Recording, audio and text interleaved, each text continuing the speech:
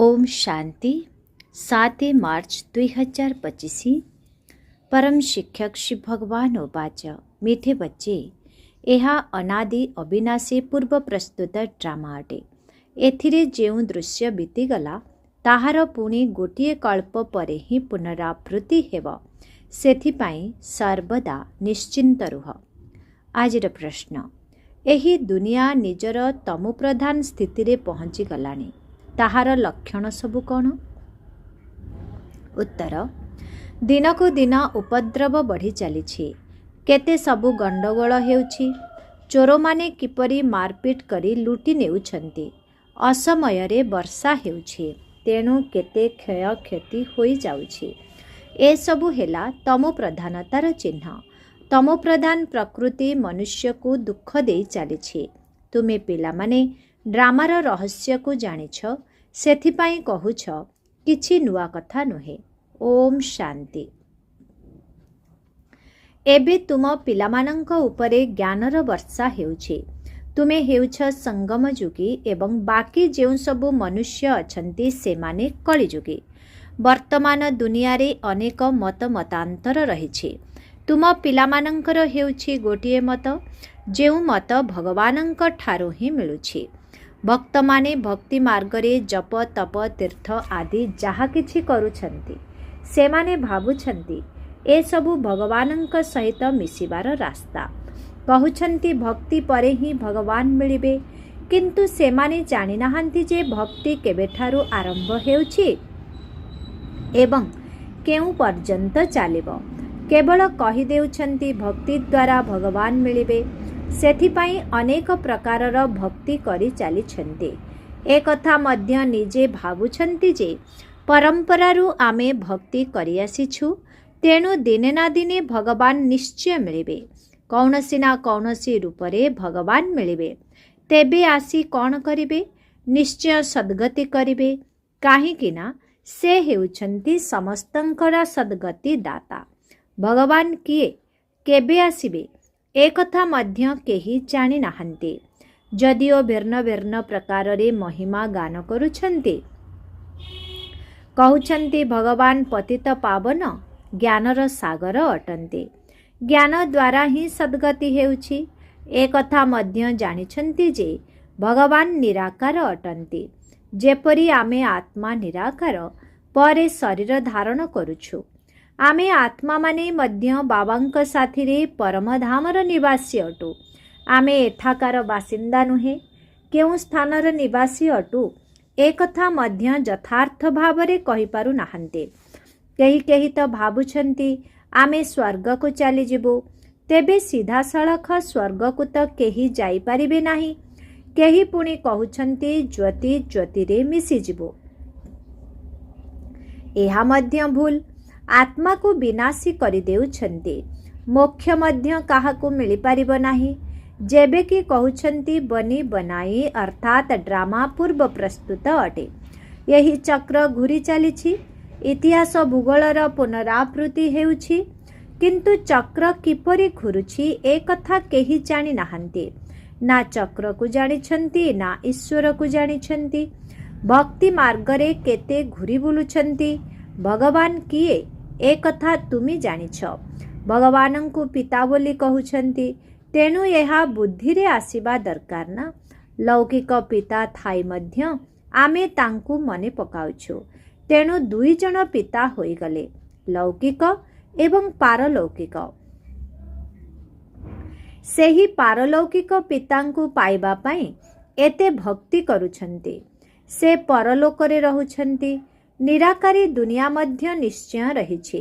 ତୁମେ ଭଲ ଭାବରେ ଜାଣିଛ, ମନୁଷ୍ୟ ଯାହା କିଛି କରୁଛନ୍ତି ସେସବୁ ହେଲା ଭକ୍ତି ମାର୍ଗ। ରାବଣ ରାଜ୍ୟରେ ଭକ୍ତି ହିଁ ଭକ୍ତି ହୋଇ ଆସିଛି। ସେଠାରେ ଜ୍ଞାନ ରହିପାରିବ ନାହିଁ। ଭକ୍ତି ଦ୍ୱାରା କେବେ କାହାର ସଦ୍ଗତି ହୋଇପାରିବ ନାହିଁ। ସେଥିପାଇଁ ତ ସଦ୍ଗତି ଦାତା ବାବାଙ୍କୁ ଡାକୁଛନ୍ତି। ତେବେ ନିଶ୍ଚିତ ସେ କେବେ ଆସି ସଦ୍ଗତି କରିବେ। ତୁମେ ଜାଣିଛ, ଏହା ବିଲକୁଲ ହିଁ ତମୋପ୍ରଧାନ ଦୁନିଆ। ସତୋପ୍ରଧାନ ଥିଲୁ, ଏବେ ତମୋପ୍ରଧାନ ହୋଇଯାଇଛୁ। ଏଠାରେ କେତେ ଉପଦ୍ରବ ହୋଇ ଚାଲିଛି। ବହୁତ ଗଣ୍ଡଗୋଳ ହେଉଛି। ଚୋରମାନେ ମଧ୍ୟ ଲୁଟ୍ କରୁଛନ୍ତି।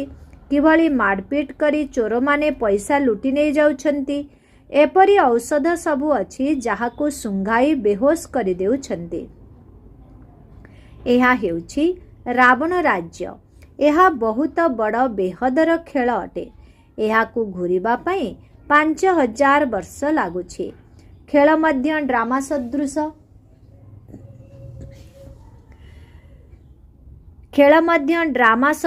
ହେଉଛି। ଏହାକୁ ନାଟକ କୁହାଯିବ ନାହିଁ।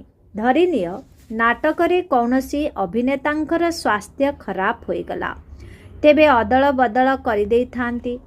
ଏଥିରେ ତ ସେ କଥା ହୋଇପାରିବ ନାହିଁ। ଏହା ତ ଅନାଦି ଡ୍ରାମା ଅଟେ ନା। ଧରିନିଅ କାହାର ଦେହ ଖରାପ ହୋଇଗଲା, କହିବେ ଏହିଭଳି ଦେହ ଖରାପ ହେବା ମଧ୍ୟ ଡ୍ରାମାରେ ପାର୍ଟ ରହିଛି।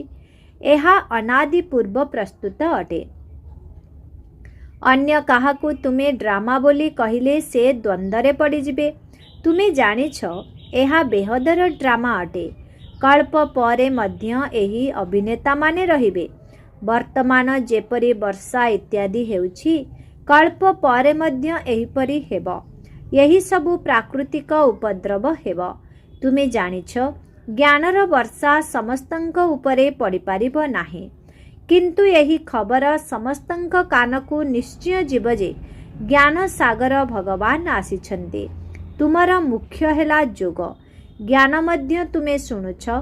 ବାକି ପାଣିର ବର୍ଷା ତ ସାରା ଦୁନିଆରେ ହେଉଛି। ତୁମର ଯୋଗ ଦ୍ୱାରା ସ୍ଥାୟୀ ଶାନ୍ତି ହୋଇଯାଉଛି। ତୁମେ ସମସ୍ତଙ୍କୁ ଶୁଣାଉଛ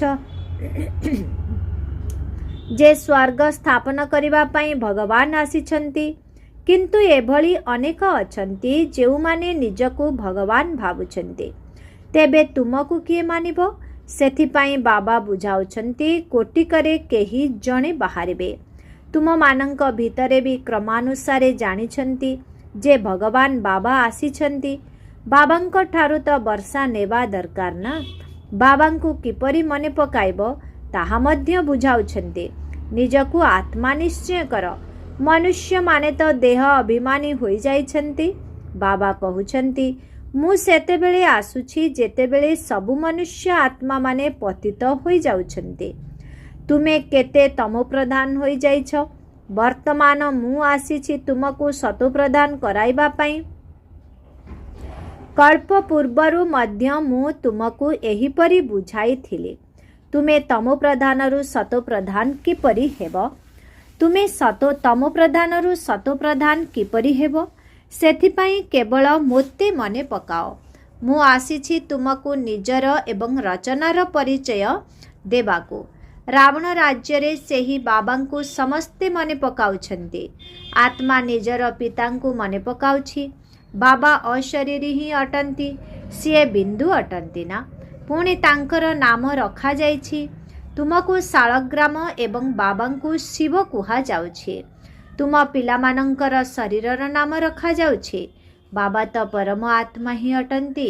ତାଙ୍କୁ ଶରୀର ତ ଧାରଣ କରିବାର ନାହିଁ। ସେ ବ୍ରହ୍ମାଙ୍କ ଶରୀରରେ ପ୍ରବେଶ କରିଛନ୍ତି। ଏହା ବ୍ରହ୍ମାଙ୍କ ଶରୀର ଅଟେ। ଏହାଙ୍କୁ ଶିବ କୁହାଯିବ ନାହିଁ। ଆତ୍ମା ନାମ ତ ତୁମର ଅଛି। ପୁଣି ତୁମେ ଶରୀର ନେଉଛ। ସେ ହେଲେ ପରମ ଆତ୍ମା, ସମସ୍ତ ଆତ୍ମାମାନଙ୍କର ପିତା। ତେଣୁ ସମସ୍ତଙ୍କର ଦୁଇଟି ପିତା ହୋଇଗଲେ ନା। ଜଣେ ନିରାକାରୀ, ଅନ୍ୟ ଜଣେ ସାକାରୀ। ଏହାଙ୍କୁ ପୁଣି ଅଲୌକିକ ପିତା ବୋଲି କୁହାଯାଉଛି। କେତେ ଢେର ସନ୍ତାନ ଅଛନ୍ତି। ମନୁଷ୍ୟମାନେ ଏକଥା ବୁଝିପାରୁନାହାନ୍ତି। ଏତେ ଢେର ପ୍ରଜାପିତା, ବ୍ରହ୍ମା, କୁମାର, କୁମାରୀ ଅଛନ୍ତି।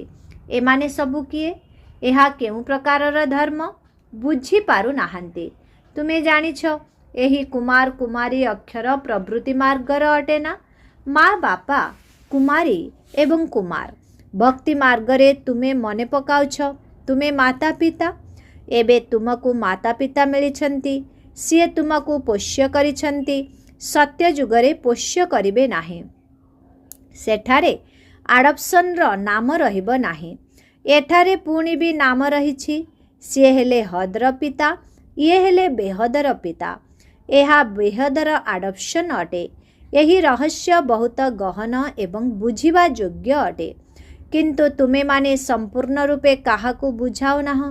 प्रथमे प्रथमे जेतेबेले केही भितरकू आसीथान्ते कुहन्ति गुरुंकर दर्शन करबाकू आसीछु, तेबे तुमे कुह एहा कौनसी मंदिर नुहे, बोर्ड उपरे देख कौन लेखा जाइछि, ब्रह्मा कुमार कुमारी ढेर अछन्ति। एमाने समस्ते प्रजापितांकर संतान अटन्ति, तुमे मध्य प्रजा अट। भगवान सृष्टि रचना करुछन्ति, ब्रह्मांक मुख कमल द्वारा आमको रचना करिछन्ति। आमे हेउछु नुआ सृष्टिर, तुमे पुरुणा सृष्टिर अट। संगम जुगरे ही नुआ सृष्टिर स्थापना करिबाकू पड़िथाए। एहा हेउछि पुरुषोत्तम हेबार जुग। तुमे संगम जुगरे अछ, सेमाने कली जुगरे अछन्ति। जेपरि विभाजन होई जाइछि, आजिकाली तो देख केते विभाजन हेउछि। प्रत्येक धर्मावलंबी भावुछन्ति आमे निजर प्रजांकु अर्थात निज धर्मर लोकंकर दायित्व नेबु, निजर धर्म को निज धर्मावलंबी मानंकु सुखी रखिबु। सेथिपाई प्रत्येक कहउछन्ति आम राष्ट्ररू एही जिनिस बाहरकू न जाऊ। आगरु तो राजा मानंकर समस्त प्रजा मानंक उपरे हुकुम चालुथिला। राजांकु माता पिता अन्नदाता बोली कहूथिले, एबे तो राजा राणी केही नाहांते, अलगा अलगा टुकुड़ा टुकुड़ा होई जाइछन्ति। केते प्राकृतिक उपद्रव हेउछे, अचानक बन्या आसी जाउछि, भूमिकंप हेउछि, एहा हेउछि दुःखदायक मृत्यु। एबे तुमे ब्राह्मण माने बुझुछ जे आमे समस्ते परस्पर भाई भाई अटु, तेणु आमको परस्पर सहित बहुत बहुत स्नेहरे रहिबाकू हेब। आमे समस्ते एक बापांकर संतान, तेणु परस्पर सहित बहुत स्नेह रहिबा उचित। राम राज्य रे बाघ छेली जिए कि एकदम पक्का शत्रु अटंती, सेमाने मध्य एकत्र पानी पी थांती। एठारे देख घरे घरे केते झगड़ा हेउछि, देश देश मध्य रे झगड़ा, निज निज भितरे मध्य विवाद करुछन्ति। अनेक मत रहिछे। एबे तुमे जानिछ आमे समस्ते अनेक थर बाबांक ठारू वर्षा नहीं पुणी हराइछु, अर्थात रावण राज्य रे विजय प्राप्त करुछु एवं पुणी हारी जाउछु। एकमात्र बाबांक श्रीमत आधार रे आमे विश्वर मालिक होई जाउछु, सेथिपाई तांकु सर्वोच्च भगवान कुहा जाउछि। समस्तंकर दुःखहर्ता सुखकर्ता कुहा जाउछि। एबे सिए तुमको सुखर रास्ता बताउछन्ते, तेणु तुमे माने परस्पर स्नेहरे रहिबा उचित। दुनिया रे समस्ते परस्पर सहित लुण पानी अर्थात शत्रु होई रहुछन्ते, जणे अन्य जनंकु मारिबा पाई विलंब करू नाहंती। तुमे ईश्वरीय संतान माने तो बहुत स्नेहरे रहिबा उचित। तुमे ईश्वरीय संतान देवता मानंक ठारू मध्य उच्च। तुमे बाबांकर केते सहयोगी हेउछ, पुरुषोत्तम कराइबा पाई बाबांकर सहयोगी हेउछ। तेणु तुम मानंकर मनरे कथा आसीबा दरकार जे आमे पुरुषोत्तम अटु, आम पाखरे सेही दैवी गुण अछि। जदि आसुरी गुण रहिबो तेबे निजकु बाबांकर संतान तो कहि परिबा नाही। सेथिपाई कुहा जाउछि सतगुरुंक निंदक को ठाव नाही। सेही कलिजुगी गुरु माने पुणी निज पाई कही मनुष्य मानंकु डराई देउछन्ते।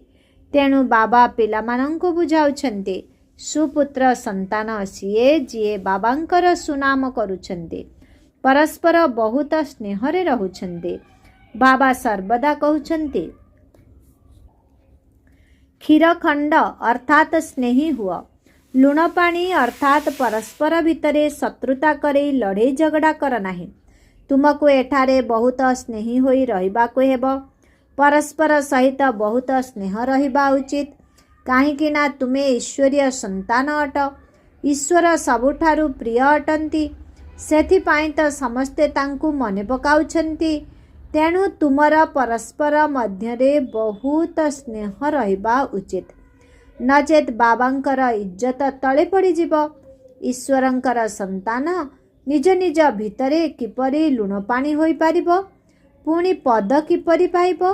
बाबा बुझाउछन्ती परस्पर सहित क्षीरखंड होई रुह। लुण पानी हेले किछि मध्य धारणा हेब नाही। जदि बाबांक निर्देश अनुजाई न चलिब तेबे उच्च पद किपरि पाइब। देह अभिमान रे आसी परस्पर सहित लड़ाई करुछंती। देही अभिमानी होई रहिले कौनसी खिटपिट हेब नाही। ईश्वर पिता मिलिछंती तेणु दैवी गुण मध्य धारण करबाकू हेब। आत्मा को बाबांक सदृश हेबाकू पड़िब। जेपरि बाबांक पाखरे पवित्रता सुख प्रेम इत्यादि गुण सबु अछि तुमको मध्य हेबाकू पड़िब। नचेत उच्च पद पाई परिब नाही। पाठ पढ़ी बाबांक ठारू उच्च वर्षा पाइबाकू हेब। जी अनेकंकर कल्याण करिथांती से ही राजा राणी होई पारिबे। बाकी जाई दास दासी हेबे। बुझी तो पारुछ ना किए किए कौन हेबे।